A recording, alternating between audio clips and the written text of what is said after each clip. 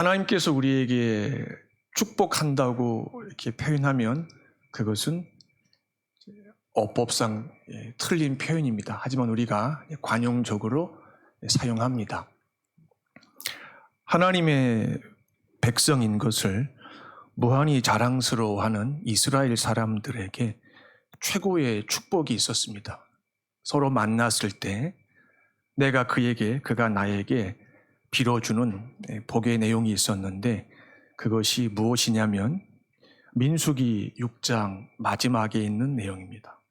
하나님께서 아론이라고 하는 사람을 이스라엘의 대제사장으로 세우십니다. 그리고 이렇게 명령하십니다. 너는 내 백성에게 이렇게 축복하라. 아론이 이스라엘 백성을 축복할 때 그 내용이 이스라엘 백성들에게는 최고의 축복이었습니다. 여호와는 너에게 복을 주시기를 원한다. 너를 지켜주시기를 원한다. 이것이 첫 번째 내용이고요. 여호와는 너에게 그 얼굴을 비추사 은혜 베푸시기를 원한다. 이것이 두 번째 내용이고요. 여호와는 그 얼굴을 너에게 향하여 드사 평강 주시기를 원한다. 이 세 문장입니다. 이것이 이스라엘 백성에게는 최고의 축복이었습니다. 그런데 이 표현은 사람이 모여서 상의한 내용이 아니고요.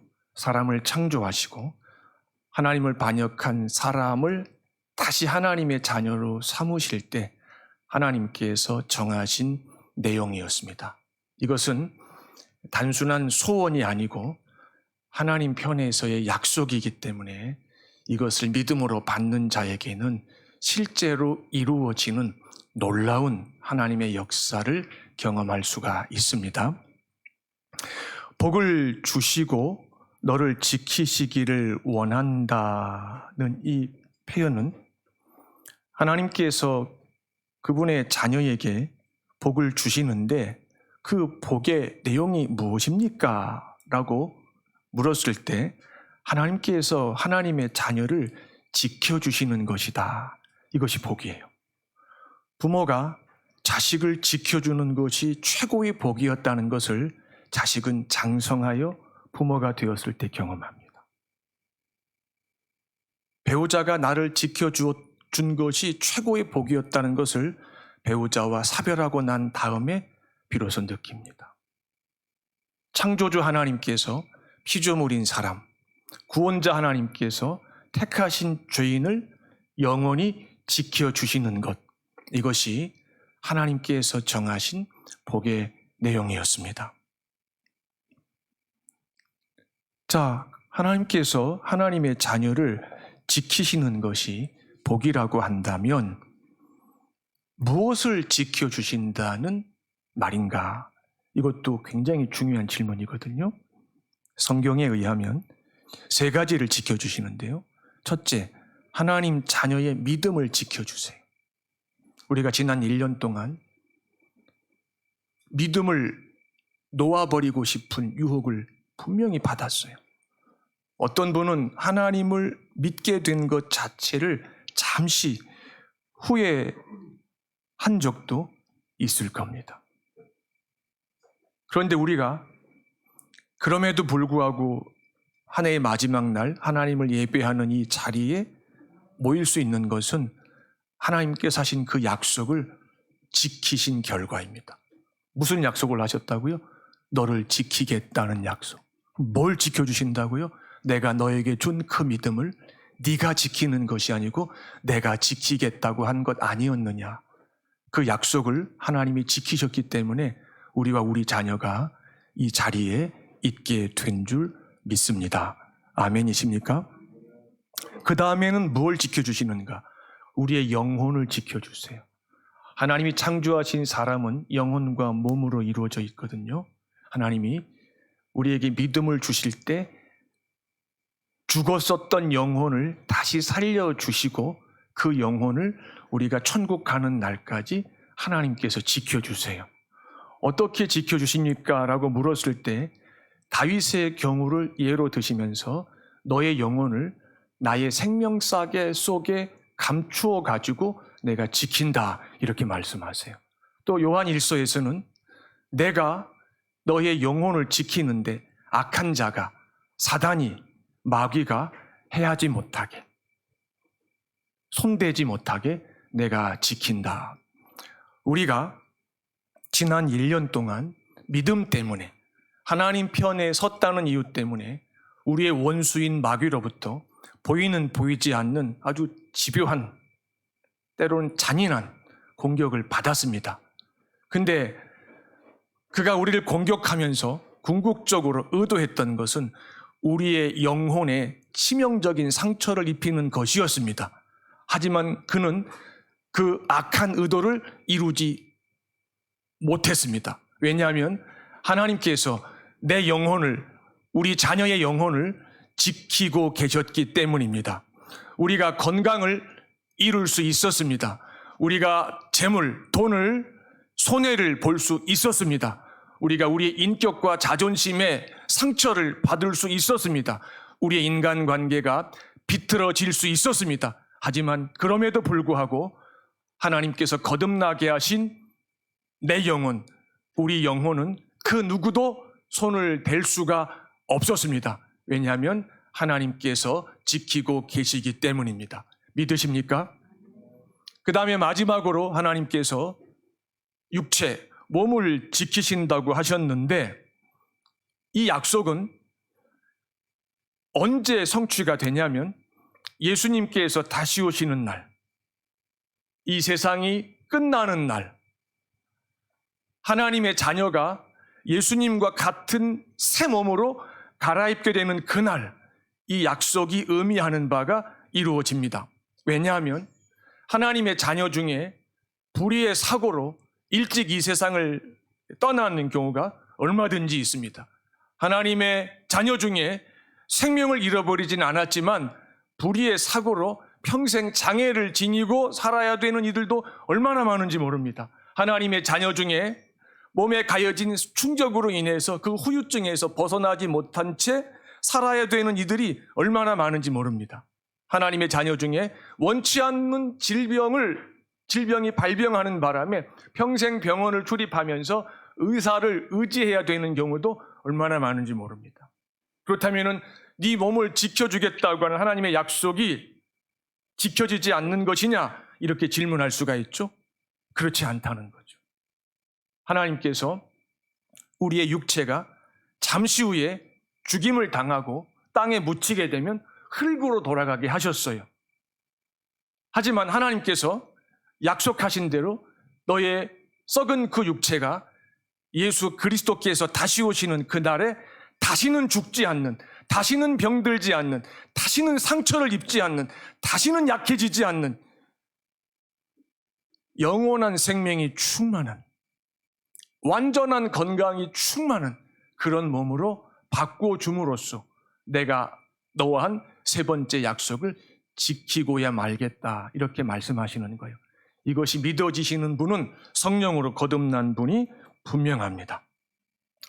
첫 번째 축복이었던 너에게 복을 주고 너를 지키시기를 원한다는 이 말을 두 번째, 세 번째 복에서 다르게 표현한 겁니다. 의미가 달라진 것이 아니고 같은 의미인데 세 가지 방식으로 표현한 겁니다. 두 번째가 뭐죠? 하나님은 하나님의 얼굴을 너에게 비추어 주셔서 너에게 은혜를 베풀어 주시기를 원한다라고 했어요.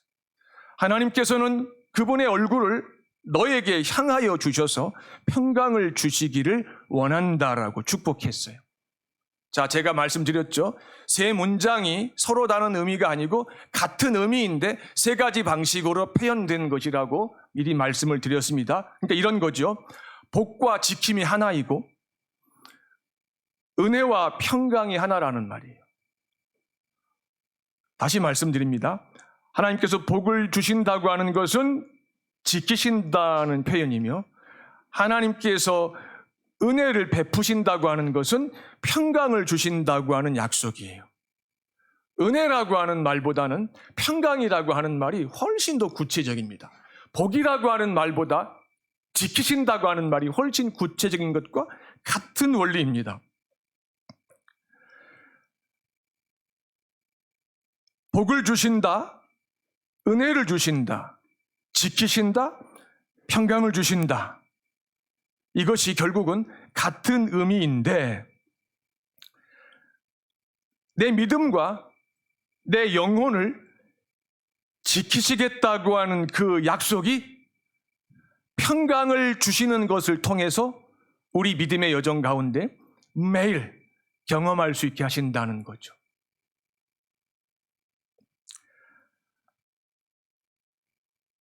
하나님께서는 하나님의 자녀 모두가 하나님의 약속인 그의 평강을 매 순간 경험하면서 살게 하실 수 있어요. 그리고 살게 하시겠다고 분명히 약속했어요. 그렇다면은 이 하나님의 약속이 하나님 자녀 개인의 삶 속에서 날마다 실제로 성취되고 있느냐 물었을 때 우리 믿음의 여정에서 돌아보니 그렇지 않더라는 거죠. 그러면은 하나님께서 약속해 놓으시고 약속을 지키시지 않으셨단 말인가? 그건 절대 아니에요. 우리는 약속을 하고도 지키지 못하는 경우가 허다하죠. 그래서 지혜로운 사람은 경솔하게 약속을 안 하죠. 그리고 결정적인 순간에 행동으로 보여주죠. 그래서 그를 더 신뢰하죠. 그런데 순수한 사람, 어린아이와 같은 사람은 그 진심을 행동으로 표현하기 전에 말로 먼저 고백해 주고 싶어 하는 충동이 자주 일어나요. 주로 어린아이들에게서 이제 그런 경우를 우리가 보게 되는데, 하지만 그것은 마음이었고 실제로 그것을 지킬 수 있는 실력이 부족하기 때문에 지키지 못하는 경우가 얼마나 많습니까? 하나님은 인생이 아니시기 때문에 그분의 입에서 나오는 그 말씀이 지켜지지 않는다고 하는 것은 그분의 성품과 그분의 능력과 정면으로 충돌하는 거예요. 그분에게는 영원히 불가능한 거예요. 그분이 말씀하신 것을 지키지 않으신다? 그럼 하나님이 아니신 거예요. 자, 그런데 우리 영혼과 우리의 믿음을 지키시는 과정에서 우리의 영혼 속에 하나님의 평강을 주시겠다고 약속하셨는데, 우리가 지난 1년 동안 하나님의 평강이 우리에게 매일 임했느냐라고 물었을 때에 저부터 매일 임한 것 같지 않습니다, 이렇게 솔직하게 고백해야 돼요. 그럼 여러분도 마찬가지일 거예요. 그러면 하나님께서 안 지키셨느냐? 그렇지 않죠. 그럼 이유가 뭐냐? 이 질문이 우리가 함께 읽은 이사야 26장 3절과 4절에서 이 질문에 대한 답을 합니다. 하나님의 평강이 매 순간, 매일 1년 365일 얼마든지 임할 수 있는 자에 대한 구체적인 묘사가 나와요. 뭐라고 나와 있죠? 주께서 심지가 견고한 자를 평강하고 평강하도록 지키시리라고 말씀하세요. 아론에게는 하나님이 그 얼굴을 너에게로 향하여 드사 평강 주시기를 원한다라고 축복할 것을 명령하셨어요. 그리고 이사야를 통해서는 심지가 견고한 자를 평강하고 평강하도록 지키시겠다고 약속하셨어요. 그러면 아론이 한 축복과 이사야가 한 이 예언이 이게 하나여야 돼요. 하나여야 돼요. 이제 우리가 믿음이 이제 있기 때문에 이 간극의 이유를 이제 우리가 어렴풋하게 이해하기 시작할 수 있어요. 아, 그렇구나.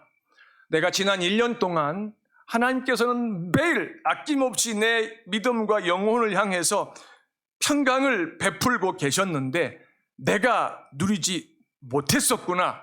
그 이유는 이사야 선지자가 한 예언에 의하면 내 심지가, 내 마음에 품은 뜻이, 마음 심자, 뜻 지자거든요.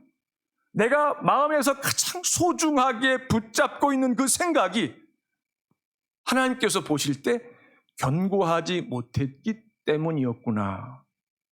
우리가 이 개석을 누구나 할 수 있어요. 해내야 돼요.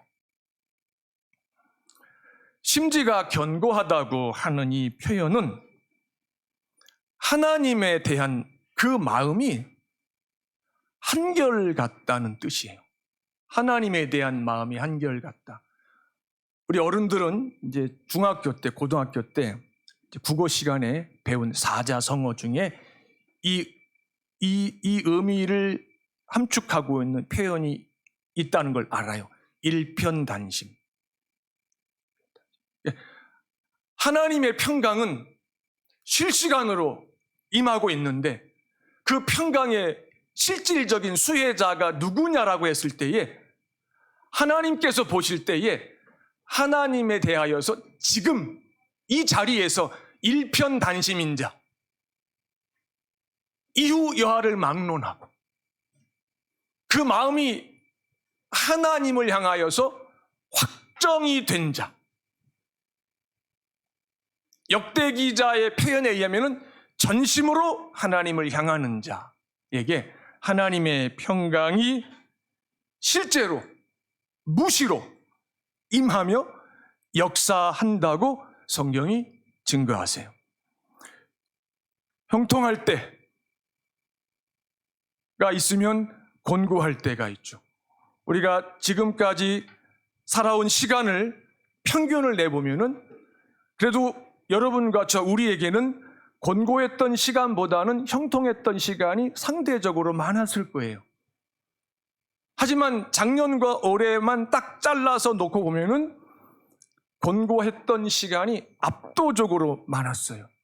그래서 장로님이 대표로 기도할 때도 우리 힘과 능력으로 그 시간을 견디어내지 않았습니다. 이렇게 고백한 거예요.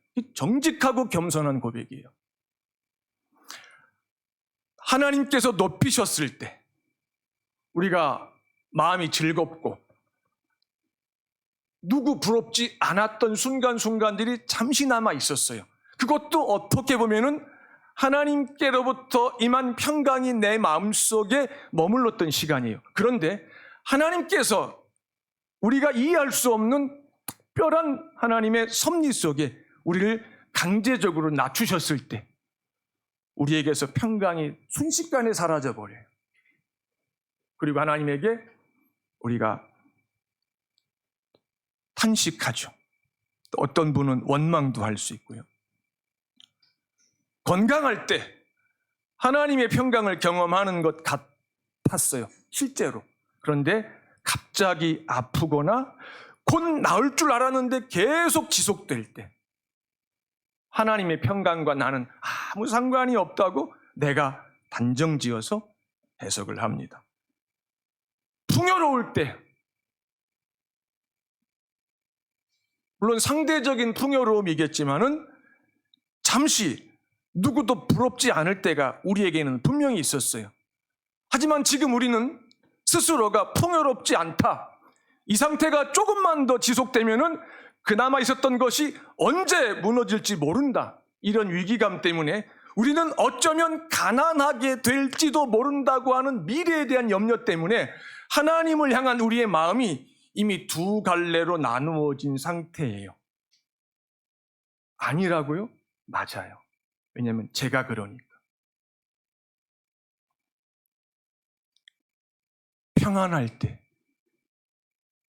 미래에 대한 두려움과 염려가 분명히 언젠가는 엄습할 텐데 지금은 없는 것 같은 그런 느낌이 우리를 사로잡을 때 하나님께서 하나님의 평강을 내게 주시는 것 같다 이렇게 고백을 하는데 갑자기 무서울 때 염려에 사로잡힐 때 하나님의 평강이 순식간에 사라져버린 것 같죠.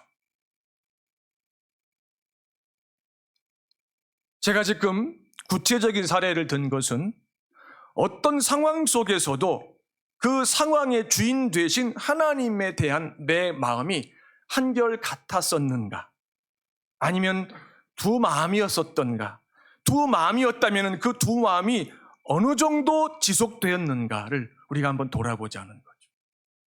두 마음이 지속되는 상태 속에서는요 하나님이 우리를 예수 그리스도 안에서 아무리 사랑하신다고 말씀하셔도 하나님의 평강은 다른 사람은 모르겠지만 적어도 나하고는 아무 상관이 없는 공허한 약속으로 들린다는 거예요. 요 관계를 가장 즐기고 요 끔찍한 관계가 할 수 있으면 계속 지속되기를 원하는 자가 하나 있는데 우리의 원수, 사단이라고 하는 자. 세상 사람들은 이 관계를 모르니까 그냥 살아가요. 하지만 하나님의 자녀는 이 관계의 비밀을 알고 있음에도 불구하고 여전히 자신에게 속아 넘어가고 있는 이들이 얼마나 많은지 모른다는 거죠. 환경과 상관없이, 아니 하나님께서 허락하신 그 환경을 하나님의 은혜를 의지해서 우리가 하나님의 성품 얼마나 많아요? 선하시죠? 공의로우시죠? 자비로우시죠? 그 긍휼이 무한하시죠. 그분의 능력 한 단어로 어떻게 묘사합니까? 전능하다고 하시죠. 좀 더 구체적으로 말씀드려 볼까요? 없는 것을 잊게 하시죠. 없는 것을 잊게 하시죠. 왜? 하나님이시니까. 반대로 있는 것도 순식간에 없게 하시죠. 하나님이시니까. 피조물의 존재 여부를 결정할 수 있는 영원한 무한한 능력을 갖고 계신 분이시기 때문에 그래요. 그분이 내가 원하건 원치 않건 겪고 있고 견디어내야 될 모든 긍정적, 부정적 환경의 주인이시라면, 그분이 나에게, 우리에게 예수 그리스도 안에서 택하신 자녀에게만 허락하시는 금보다 귀한 그 믿음을 주신 것이 사실이라면, 우리는 그분이 우리를 어떤 형편 가운데 두시건 그분을 향하여서 우리의 마음이 한결 같을 수 있습니다. 아멘이십니까? 바울 사도가 내게 능력 주시는 자 안에서 내가 모든 것을 할 수 있다고 고백했죠. 근데 그 고백을 우리가 매우 구체적으로 적용을 해야 돼요. 어떻게? 내가 하나님 안에서 어떤 처지에 있건 상관없이 그분을 향한 내 마음이 한결 같을 수 있다, 이렇게 고백해야 돼요. 아니, 한결 같아야 된다. 그것은 하나님의 명령이며 동시에 하나님의 약속이기 때문에 그래요. 그런데 우리의 신앙 현실이 이것이 기계적으로 자동적으로 안 된다는 거죠. 환란이 닥쳤을 때 우리 마음속에 센서가 작동되어 가지고 비상벨이 울리면서 하나님을 향하여서 마음이 한결같아지는 모드로 돌변할 줄 알았는데 안 된다는 거죠. 왜? 우린 기계가 아니니까, 로봇이 아니니까. 우린 그 순간에 지정의 전인격을 동원해가지고 자, 선택을 해야 된다. 이 환경에 사로잡혀가지고 마음이 둘로 나누어질 것을 선택하든지, 아니면은 이 환경 뒤에 계시는 하나님의 아버지 되심을 다시 한번 기억하면서 그분을 끝까지 믿기로 결정하든지, 후자를 선택할 경우에 어떤 일이 벌어지냐면, 내 안에, 우리 안에 계시는 성령께서 우리 마음의 주인이시기 때문에, 우리의 마음을 새롭게 창조하신 분이기 때문에 우리의 마음이, 거듭난 내 마음이 그분을 향하여서 한결같은 마음으로 변할 수 있게 그분의 전능하신 능력을 나타내 보이시더라 하는 거죠. 이게 성경에 등장하는 수많은 하나님의 사람들의 한결같은 고백이었습니다. 우리는 평생 믿음을 배우면서 뭘 배워야만 하냐면은, 하나님이 허락하시는 모든 환경 속에서 하나님의 아버지 되심을 끝까지 믿는 그 믿음, 아버지가 자녀인 나를 고아처럼 버려 둘 리가 만무해, 이 믿음을 우리가 기막힌 형편 가운데서도 지켜내기 위해서 우리 안에 남아있는 죄와 싸우고, 그 죄를 빌미로 우리를 끊임없이 미혹하고 유혹하는 사단과 싸우는 이 씨름을 우리가 기꺼이 감당해야 돼요. 요걸 가리켜서 심지가 견고한 자라고 말씀하세요. 싸우는 자, 싸우는 척하는 자가 아니고 마귀가 죽든지 내가 죽든지 우리 오늘 둘 중에 결판 내자. 난 죽으면 천국 간다. 넌 영원한 지옥 갈 거고 난 손해볼 거 하나도 없다. 이런 믿음을 가지고 이 환경을 허락하신 분이 마귀가 아니고 하나님의 선하심에 이해할 수 없는 우리의 이해를 초월한 신묘막측한 섭리라고 하는 것을 붙잡기 위해서 하나님 앞에서 야곱이 되고 야곱처럼 씨름하고자 할 때에 성령께서 우리의 심지를 강하게 하시는 것을 우리가 경험합니다.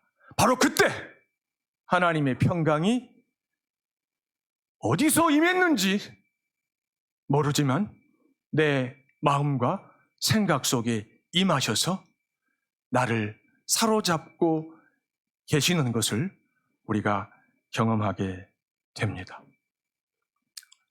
하나님께서 하나님의 자녀에게 허락하시는 처지는 개인마다 다양합니다. 그런데 외견상 다양하지만 그 속을 들여다보면은 둘 중에 하나입니다. 견딜만한 상황과 아니면 도저히 견딜 수 없을 것 같은 상황, 이 둘 중에 하나입니다. 근데 견딜만한 상황에서는 우리가 연약하기 때문에 하나님을 간절히 찾지 않습니다. 하나님을 믿는데 찾아야 된다는 것을 알지만 마음이 원하지만 우리의 육체가 하나님이 허락하시는 그 상황을 이 정도면은 감당할 수 있다고 우리에게 사인을 보내기 때문에 우리의 영혼이 그래 알았어 그럼 이대로 그냥 가는 거다 이렇게 합의를 봐버리는 거예요. 그런데 하나님께서 허락하신 상황이 내 몸이, 내 감정이, 내 의지가 도저히 감당 못해. 차라리 죽는 게 나을 것 같아. 여기서 끝내는 것이 나도 좋고 내 옆에 있는 사람도 좋고 이럴 때 우리는 하나님을 찾을 수밖에 없는데 보통 그런 상황을 이제 모든 그리스도인들이 이렇게 고백합니다. 모든 것이 끝났다. 모든 것이 끝났다. 이런 상황이에요. 이제 너무너무 무서운 상황이에요. 모든 것이 끝났다고 정리하는 사람은 너무너무 무서운 사람이에요. 그런데 불신자는 모든 것이 끝났다는 확신에 사로잡히는 순간 자기가 자기 목숨을 끊어요. 그런데 하나님의 자녀는 모든 것이 끝난 것 같은 상황일지라도 자기가 자기 목숨을 함부로 할 수가 없어요. 왜? 하나님께서 안 놓아주시기 때문에. 그럼 어떻게 해야 되느냐? 아주 신비한 일이 일어나는데요. 하나님께서 하나님의 자녀를 하여금 모든 것이 끝난 것 같은 상황 속에서도 한 번만 더 하나님을 기다려보자. 이렇게 나를 설득하세요. 누가? 하나님께서.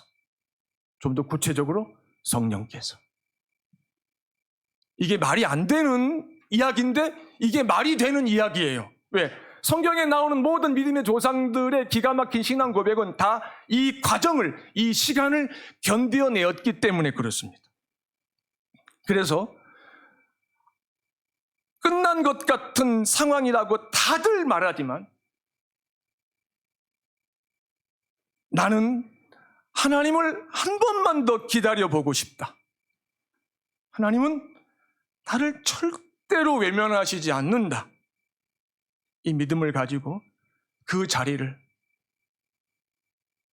미련하게 보일지라도 미친 사람처럼 여겨질지라도 그 자리를 지킬 때 하나님께서 평강을 부어주세요. 부어주세요. 끝난 것 같은 상황이 종료되지 않았는데 더 이상 그 상황이 나에게 아무 관계가 없게 하세요. 영어를 사용한 우리 아이들을 위해서 목사님이 짧은 영어로 한마디 표현할게요. I don't care. 왜? 하나님의 평강이 이미 나를 사로잡아 버렸기 때문에. 내가 어떤 자였기 때문에 모든 것이 끝났다고 모든 사람들이 다 단정하는 그 상황이었지만 나는 마지막으로 한 번 더 하나님을 기다렸기 때문에.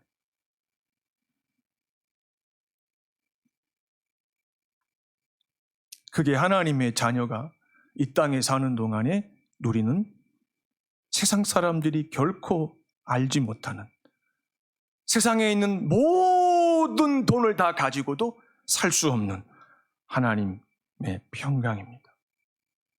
세상 사람들도 나서 죽을 때까지 자기들이 이해하는, 자기들이 원하는 평강을 갖고 싶어 합니다. 누리고 싶어 하고. 실제로 우리 주변의 불신자들 보면은 뭐 속은 알 수 없지만은 그 옷과 얼굴과 그들이 먹는 음식과 그들이 이용하는 문명의 길을 놓고 봤을 때에 야, 평강한 것 같아. 이렇게 우리가 착각할 때가 있습니다. 하지만 그들의 평강은 하나님 말씀에 의하면 평강이 아닙니다. 이런 평강을 유사평강이라고 합니다. 어떤 평강이기 때문에 그럴까요? 세상 사람들이 원하는 평강은 몇 가지 조건이 반드시 충족되어야만 합니다. 첫째, 건강. 둘째, 물질. 셋째, 적당한 명예. 그리고 셋째, 남 앞에 섰을 때 기가 죽지 않는 힘. 이런 것들이 딱 이렇게 기본적으로 딱 이렇게 자리를 잡고 있고 그것이 조성하는 환경 속에 내가 들어가 있으면 나는 평강하다 이렇게 딱 해석해버립니다. 하지만 그 환경이라고 하는 것이 작년과 올해와 같은 상황이 2년이 아니고 한 10년쯤 지속되면은 아마 100의 99은 다 그것이 사라져버리고 무용지물이 됩니다. 그러면 그들은 더 이상 평강하다고 자기를 해석하지 않습니다.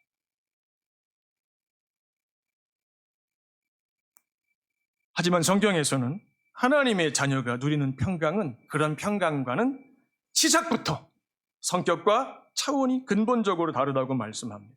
무슨 말이냐면은 건강과 물질과 명예와 보이는 보이지 않는 최소한의 힘이 제대로 갖추어지지 않아도, 아니 최악의 경우에 하나도 없어도 하나님께서 가져가셔가지고 아니면 안 주셔가지고 하나도 없어도 하나님은 하나님의 자녀가 얼마든지 평강을 누리게 하실 수 있는 분입니다. 왜? 그래야만 하나님이 되십니다. 그래야만 우리가 영원히 믿을 수 있는 하나님이십니다. 그래야만 창세기 1장 1절에 태초에 하나님이 말씀으로 천지를 창조하시느니라 그 말씀이 영원한 진리가 되는 것. 그 말씀은 그분의 자녀가 이 땅에 사는 동안에 외형적인 것을 제대로 갖춘 것이 하나도 없을지라도 그분이 원하시면 그가 얼마든지 세상 사람들 모두가 누릴 수 없고 누려본 적이 없는 이 세상에 없는 평강, 하늘에서만 임하는 그 평강을 하나님께서 능히 누리게 하신다는 그 약속이 창세기 1장 1절에 이미 포함되어 있어요.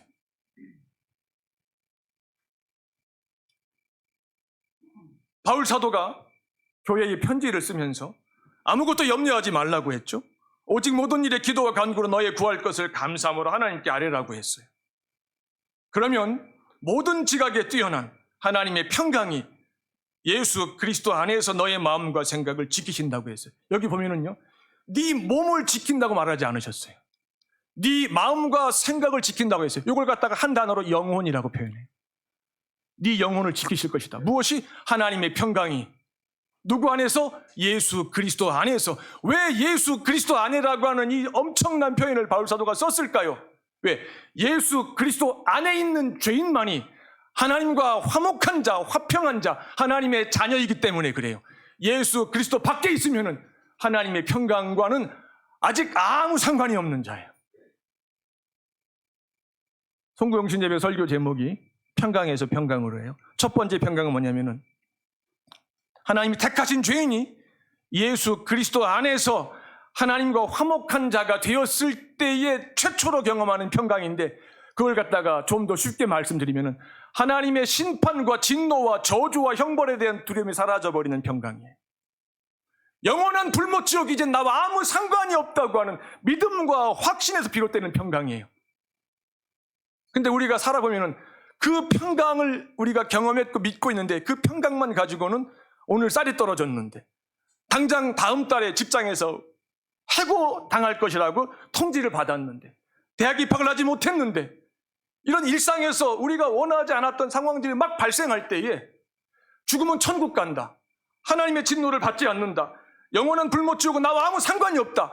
이 믿음과 확신에서 비롯되는 그 평강이 내 마음을 지켜주는 것 같지 않아요. 그래서 평강에서 평강으로라고 말씀하신 거예요.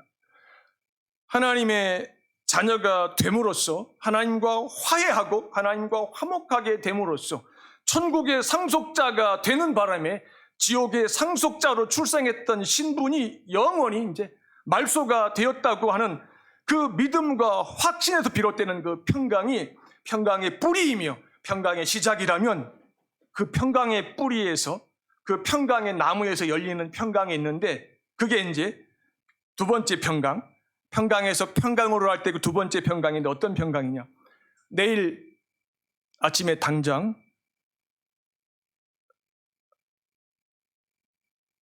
가족들이 먹을 일용할 양식이 없음에도 불구하고 오늘 밤에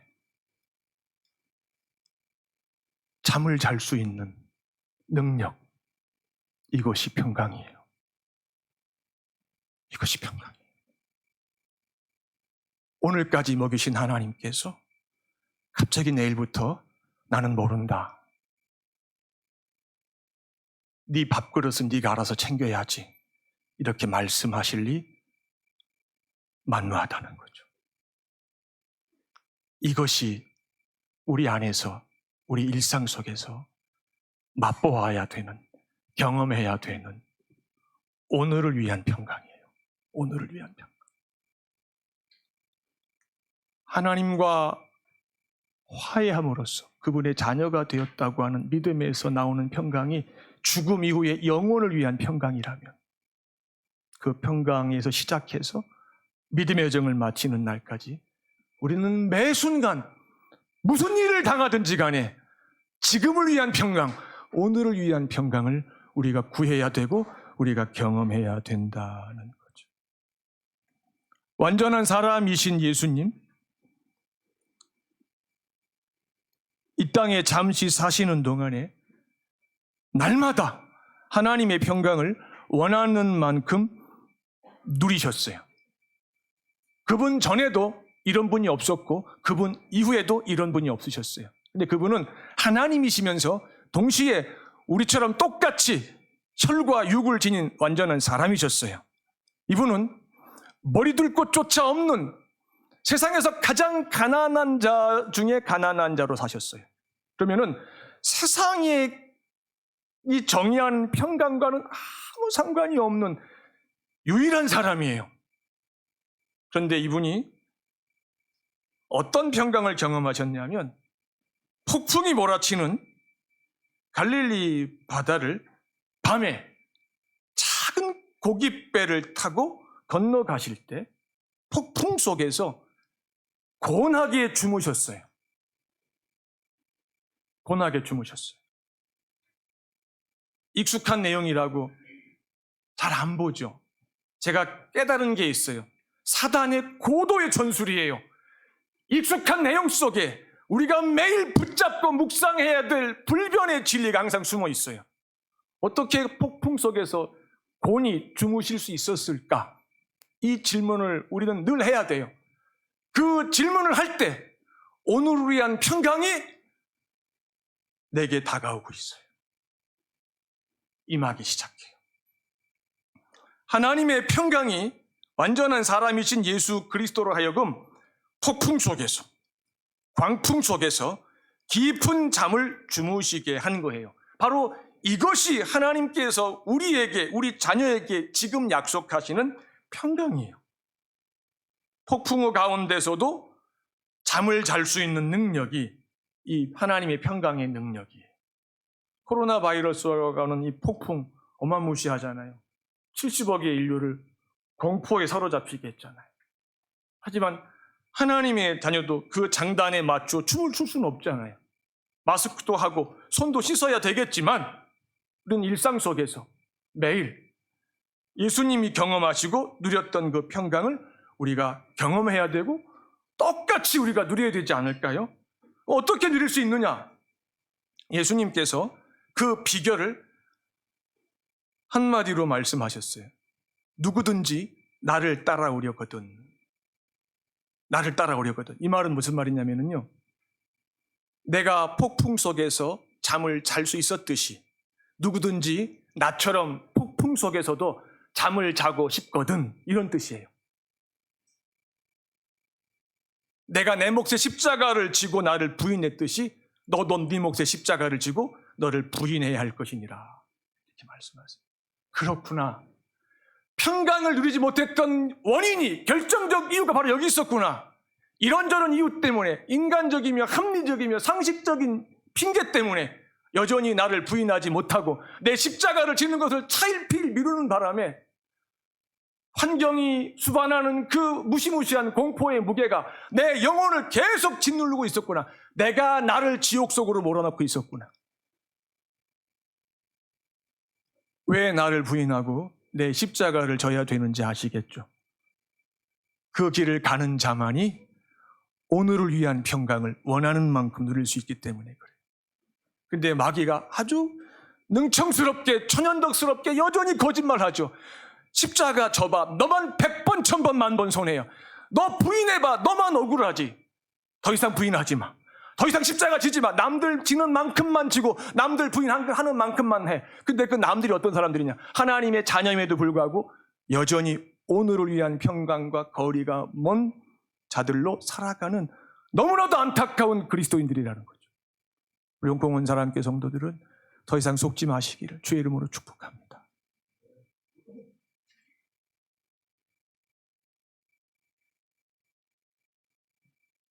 예수님께서 폭풍 속에서 누렸던 기이한 하나님의 평강을 누리기를, 지금 누리기를 원하는 자가 있다면 여러분이 모두가 그런 자들이 되기를 저는 축복하는데요.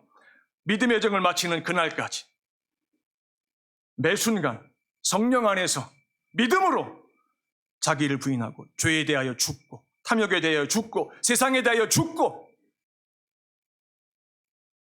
하나님에 대하여 살고 의에 대하여 살고 성령에 대하여 살고 그러는 중에 자기 십자가를 지는 법을 배우는 분들이 되어야만 합니다. 좀 더 갖고 싶은 탐욕을 성령 안에서 끊임없이 죽이고자 할 때 좀 더 갖고 싶은 탐욕이 우리가 평생 싸워야 될 가장 무서운 원수예요. 조금 더 갖고 싶은 그것을 이제 됐다. 이만큼 가졌으면 충분하다. 이제 나눠주면서 살아야 된다. 이렇게 성령의 세미한 음성을 듣고 즉시 순종하고자 할 때에 어떤 걸 경험한다고요?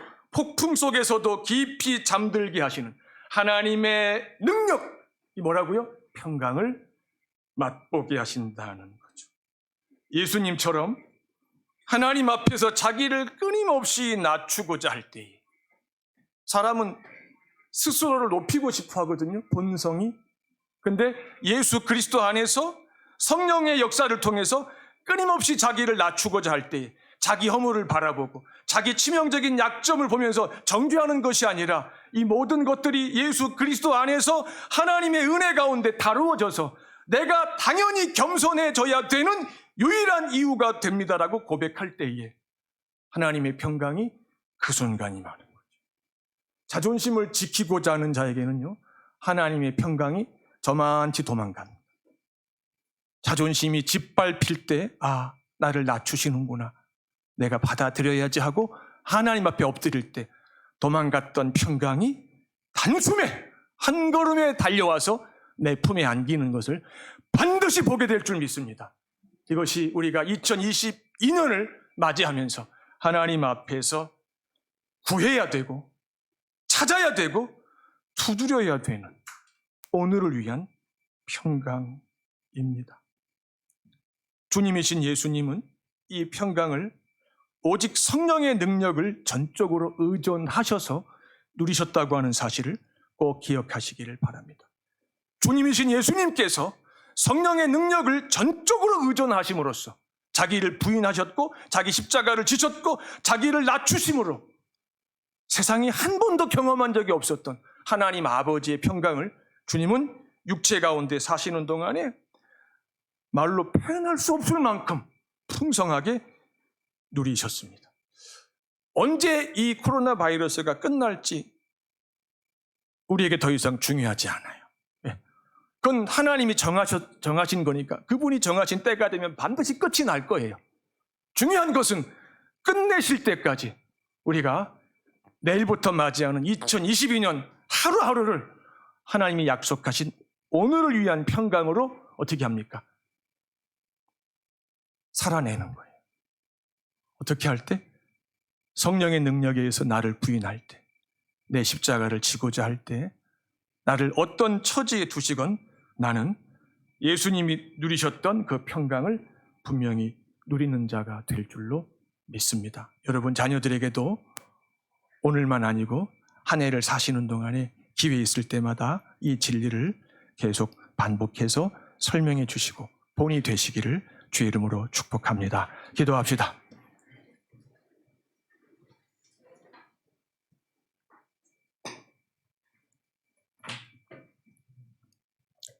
하나님,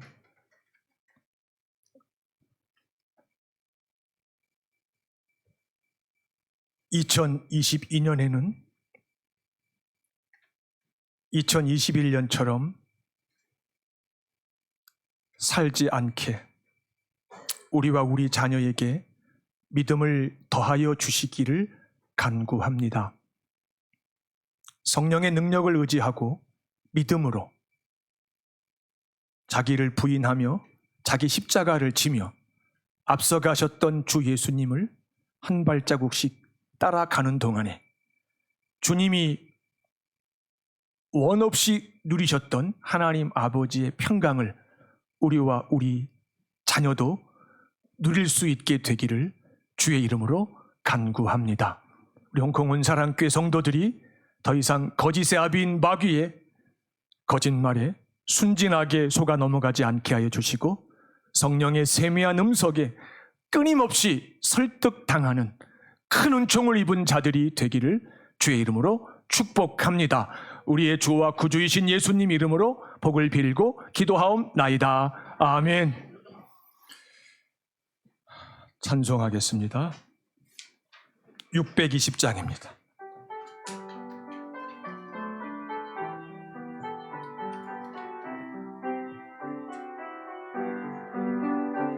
여기에 모인 우리 주의 은총 받은 자여라.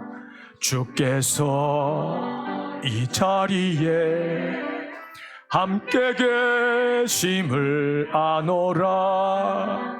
언제나 주님만을 찬양하며 따라가리니 시험을 당할 때도 함께 계심을 믿노라.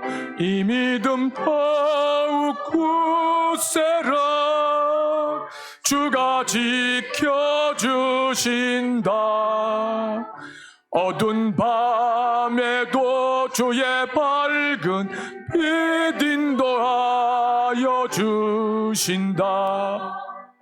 주님이 뜻하신 일 헤아리기 어렵더라도 언제나 주 뜻 안에 내가 있음을 아노라. 사랑과 말씀들이 나를 더욱 새롭게 하니 때로는 넘어져도 최후 승리를 믿노라. 이 믿음 더욱 굳세라. 주가 지켜주신다. 어두운 밤에도 주의 밝은 빛 인도하여 주신다. 주신다. 여기에 모인 우리 사랑받는 주의 자녀라. 주께서 뜻하신 바 우릴 통해 펼치신다. 고통과 슬픔 중에 더욱 주님 의지하오니 어려움 이겨내고 주님 더욱 찬양하라. 이 믿음 더욱 굳세라. 주가 지켜주신다. 어두운 밤에도 주의 밝은 빛 인도하여 주신다.